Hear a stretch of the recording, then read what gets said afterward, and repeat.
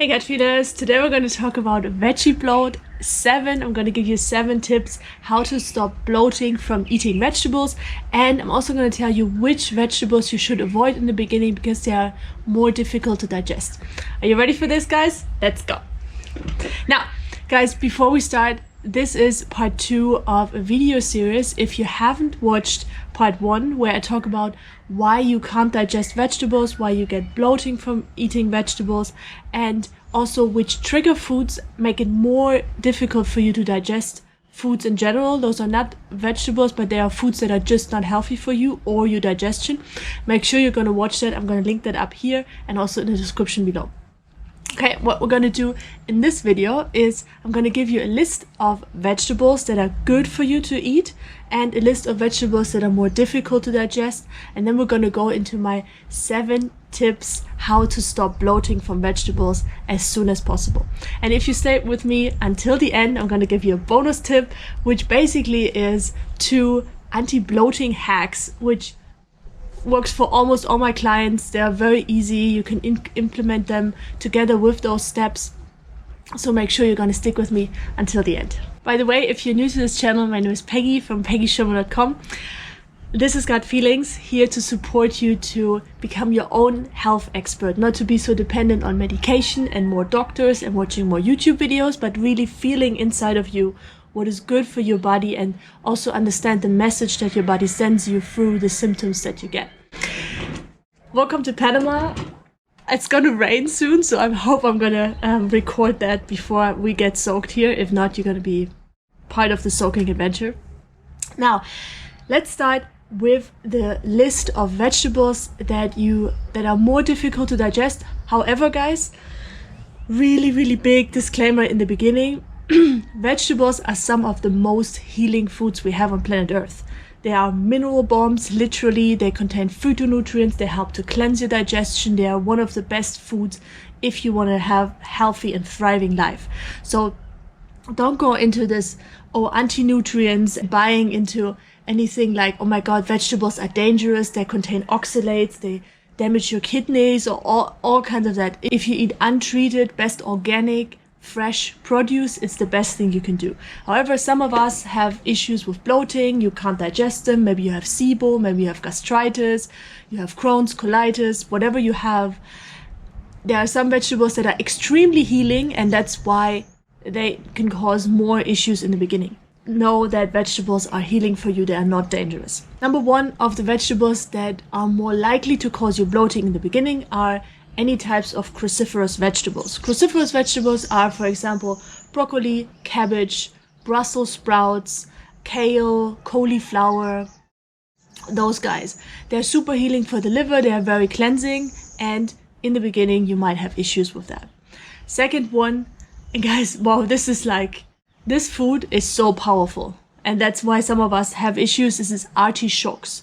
Artichokes are the best liver healing food, and I highly encourage you to try them out if you react to them. If not, eat as much as possible, because they would also help you to have less issues with other foods. Okay? First one, cruciferous vegetables. Second one, artichokes. Third one, also super liver healing. I would say is like position number 2 in the liver healing cleanse foods is asparagus. Fourth one are onions and garlic. Onions and garlic are very cleansing for your body, and they work against parasites. They work against pathogens like Epstein-Barr and Strep. They're antiviral, antibacterial. They help increase your good gut bacteria. But if you have issues, reduce them for now, leave them out. You can incorporate them later again. They are healing foods.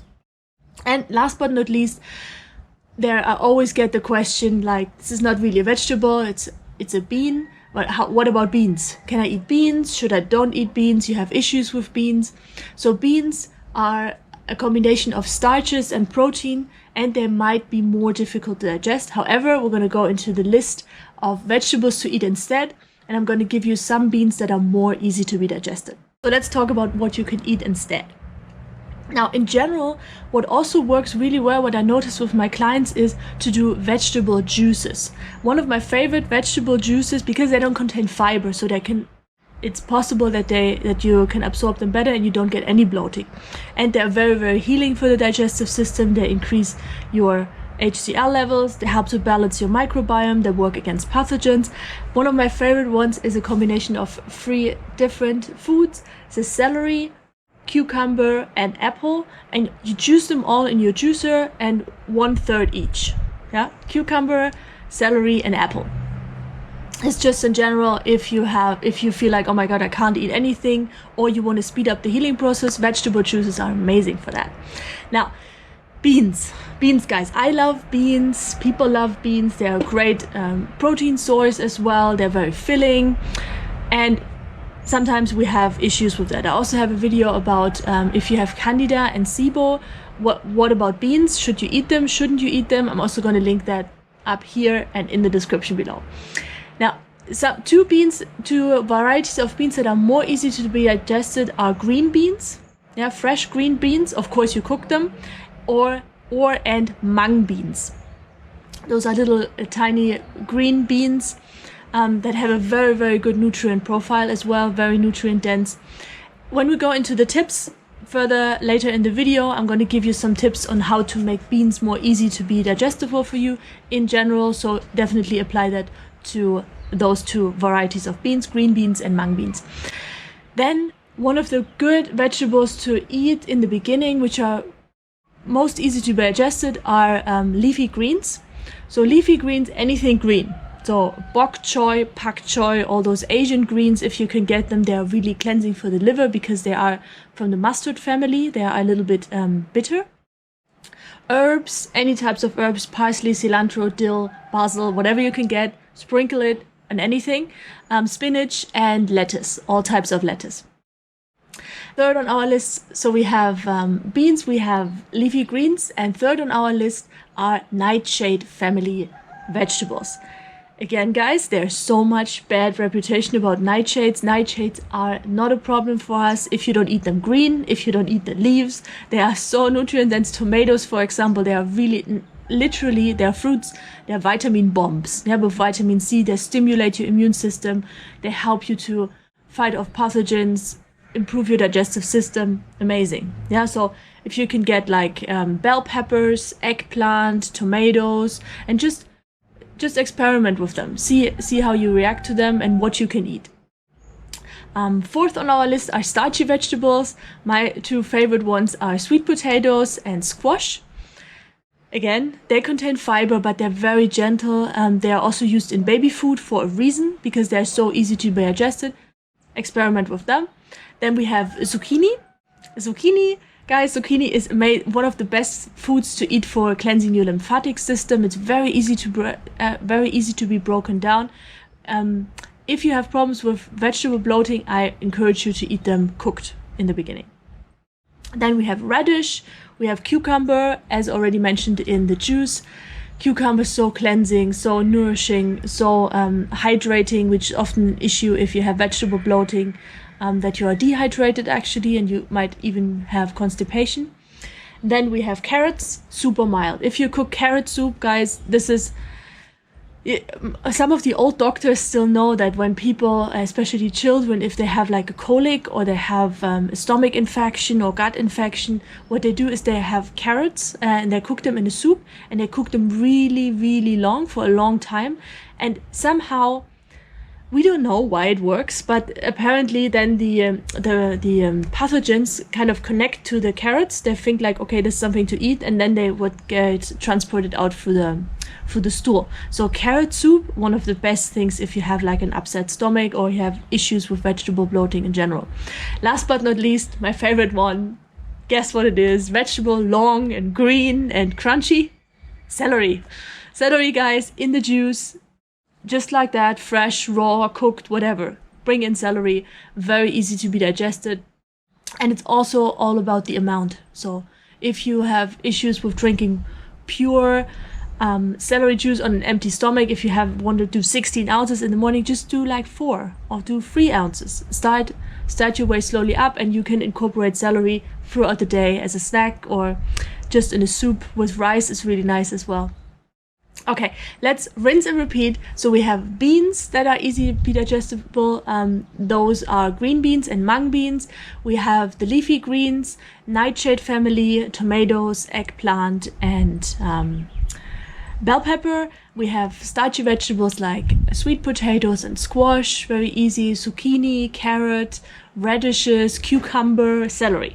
Okay, you've got something to eat, guys. Now, guys, if you feel like, oh my god, yeah, but how do I combine everything like that? I want to improve my digestion. I want to have it easy and simple. I've got something for you because I've get that question so many times. So I've created a 1-week gut healing challenge, which basically gives you a good basis to restart your microbiome and to help you to change to a more gut-friendly diet. 1-week diet guide contains not only like all the recipes, simple, easy, plant-based. They're delicious, but they also don't take forever to make because I don't have so much time and I want to eat something good, but don't spend hours in the kitchen. You get a meal plan, you get a shopping list, you've got a tracking protocol where we can actually track your progress. It's actually fun. People like it. I've got very good feedback also on the food combining sheet, food combining hacks, which helps you then transition out of the week. So you actually know what you can do afterwards. Get supplement recommendations to speed up the healing process and so much more. If you want to check that out, go to peggyschomer.com. Also going to link the gut healing challenge in the description below. Make sure you check that out. If you have issues with some of the foods that are in there because you're bloating, you can replace them with the list that I just gave you, and just experiment. It also changes. We are unique creatures. We are not all the same. But there are some basic rules which really help you to improve your digestion. Okay, guys, now let's jump into the 7 tips before we come to the bonus content. Don't forget the bonus content. The 7 tips to make it easier for you to digest vegetables. They are also amazing if you have other issues with your gut, if you have other kinds of bloating, if you have gastritis, if you have stomach pain, if you have SIBO or Candida. They will also help you to improve your overall digestion. Number 1, most importantly, whatever you eat, it really doesn't matter. You can't absorb foods if you eat them in a rush and if you don't chew them well. Yeah, because that puts a lot of stress on your digestive system, and your digestive system is actually not in a state where you can absorb nutrients, where your stomach is ready for producing stomach acid, for producing digestive enzymes. So no rush and chew like it's Christmas. Number 2, eat more simple. So that is the opposite of Christmas eating. You probably know when you indulge in the Christmas meal. December is coming up in some months, and then you feel this like couch potato, right? Well, this is a sign from your body that your body doesn't like that. If you have digestive issues, one of the best things you can do is eat just one type of food or really, really minimal combination. So instead of 5-star meal in a restaurant, eat like 2 or 3 foods together. If you want to learn more about food intolerances, if you might have histamine intolerance, I'm going to link you a playlist here where I've gathered all this information for you, and make sure you check that out. One of the cool things that you can do also is eating mono meals. Now, if you come from a very, let's say, standard American diet, you might think this is like so boring, and it is because your taste buds are desensitized, your microbiome wants different foods, and then when I tell you just eat like 5 bananas in the morning, you feel like, oh god, this is so boring. But actually for your digestion, it's not boring. You can bring variety into your diet throughout the day, but don't bring it in all in one go. Now, having said that, if you have a super good digestion, yeah, for me, like right now, I can eat almost anything together and I'm fine. But I didn't start there. You need some build-up time, so you can definitely get there in eating in a restaurant, again, feeling well and not completely broken down or bloated or pregnant or in pain. But in the beginning, make it easy for your body, because there is a reason why you have issues with vegetable bloating. That's what we talked about in part 1. I haven't seen that, check that out. So number 1, no rush when you're eating and chew thoroughly. Number 2, eat more simple mono meals. I've also got a video on mono meals. I've got too many videos now. I have a video on everything. If you have something where I didn't do a video yet about, and it's like related to gut health and to intuition, let me know in the comments below. And the third one is eating smaller meals. So instead of eating 3 meals per day, 3 big meals, try to do a little bit more grazing. Eat smaller meals and don't overeat. Because when you have an impaired digestion, you have low stomach acid, you don't have enough digestive enzymes, the more you eat, the less your body can break that down. So eating like smaller meals gives your body the opportunity, the possibility to, first of all, have less stress, and second, to prevent food rotting later down in the gut, which creates gas. Exactly. If you want to have like a nice overview, I've created a gut healing cheat sheet. This is how I named it. And you can download it on peggyschirmer.com, my website. And that's something that can help you to remind yourself daily. You can pin it on the fridge or wherever you pass by. And it's like 6 simple tips to start improving your gut health. And eating smaller meals is one of them. Number 4, guys, is make sure you are well hydrated. Well hydrated throughout the day and throughout the night. So drinking cucumber juice, lemon water, celery juice, activated water. I talked a lot about that on the channel. However, stay well hydrated, but don't eat and drink. They don't go together because that waters down your digestive enzymes and creates more bloating. So eat or drink and make sure you are still well hydrated. Good, blah, blah, blah. And make sure you're well hydrated. Number 5, drinks that help you to improve overall digestion, but also especially if you have vegetable bloating issues. Number 1 is drink warm, not freezing cold, like body temperature, lemon water, because that helps you to prevent trapped gas in the intestines. And important again, it's not during the meal, it's like in between meals. Lemon water, and then second, there are 2 teas. Peppermint and ginger, which help if you drink them after a meal, 30 minutes after, to help the digestive process. You can also drink them throughout the day. In general, they are very, very good to help you with vegetable bloating. And number 6, 2 more to go. Number 6, I talked about beans before. So one of the best ways to absorb beans more easily, to have less bloating, if you now go for mung beans, for example, you want to soak them overnight on the countertop or on your kitchen. Then throw away the water. This is really important, guys. Throw away the water and then cook them. If you want to make it even better, even easier to be digested, then after they've soaked, you discharge the water and you just let them sprout for 1 or 2 days, depending how warm it is in your place, and that will transform them and make them easier to be broken down by your stomach and by your intestines. If you want me to make a video about sprouting, let me know. I'm planning on doing it, but I'm not really sure if there's enough interest for it. So give me a yes in the comments below if you want that, a video on how to sprout foods. Okay, 7. Last but not least, lots of talking. Some vegetables are easier to be digested if you eat them raw. And some vegetables are easy to be digested if you eat them cooked. And that's something you should try out for yourself. Just as an example, raw, in general, tomatoes are better raw because they're more alkalizing for the body and they contain digestive enzymes, they contain vitamins, which help to break them down. And they are, like, when they are cooked, they're really, really acidic. So I actually recommend to not eat like tons and tons of tomato sauce or anything like that. So that one is better raw. Zucchini, as we talked about, is better cooked because that makes it easier to be digested. However, if you don't have any issues with raw zucchini, go for raw zucchini noodles. I love them personally. Okay, guys, rinse and repeat. Just the seven tips to get started before we come to the 2 anti-veggie bloating hacks that I really, really want you to take away from this video as well. We have no rush when you eat thoroughly, then eat as simple as possible, not so many ingredients together, eating smaller meals, and make sure you're well hydrated. Where am I with my numbers for? Make sure you're well hydrated, but don't drink and eat. Then 4th one, good drinks to help with the vegetable bloating are warm lemon water, peppermint tea, and ginger tea. 6, beans, eat them soaked, after they soaked and sprouted the best. And number 7, try out to eat the vegetables you have problems with. Either eat them raw or eat them cooked and see if that makes a difference for you.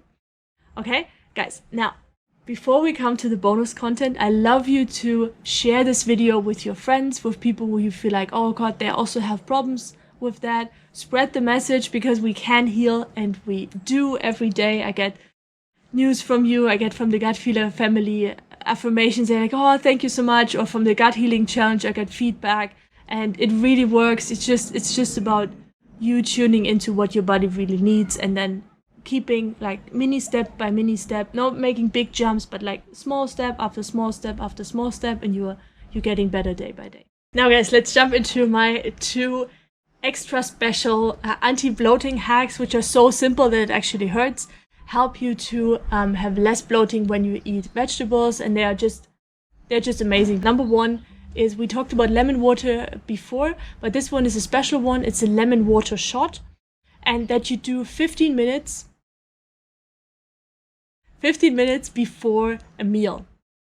What that will do for you is it will help you to increase your enzyme production. It would also stimulate the liver to produce more bile, and in general just prepares the digestive system for the food you eat.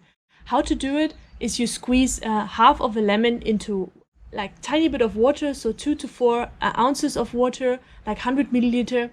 Squeeze that in, drink it 15 minutes before the meal, and do that as often as you want. Okay, number 2 is getting in some mineral support. Often if you have issues with bloating and with your microbiome, there is an imbalance of your minerals. One of the best things to balance electrolytes in the colon and also help you to process food more easily is a specific, very, very specific type of magnesium, which is not magnesium citrate, which is not good for your body. It's magnesium glycinate. I'm going to link you that supplement that I found in the description below. Make sure if you choose another one and don't go for the one that I recommend, that's fine, that it doesn't have any artificial fillers, that it doesn't contain cornstarch or something that really doesn't belong there. Make sure it's a clean, high quality magnesium glycinate that is actually has a high bioavailability for your body. Okay, 2 simple things: 15 minutes before you eat, lemon shot, and get in some magnesium glycinate. Before we end this video, question of the day for you guys. I want to know from you which vegetables, if you have issues with vegetable bloating, which of the vegetables are the easiest for you to be digested? Does that match my list? Or do you have another one that is easy for you? Just 1 or 2, fully enough. Just put them in the comments below, because that will help other gut feelers to have more courage, to know that they can heal and know what works for others, so we can create a supportive community. Make sure you do that now.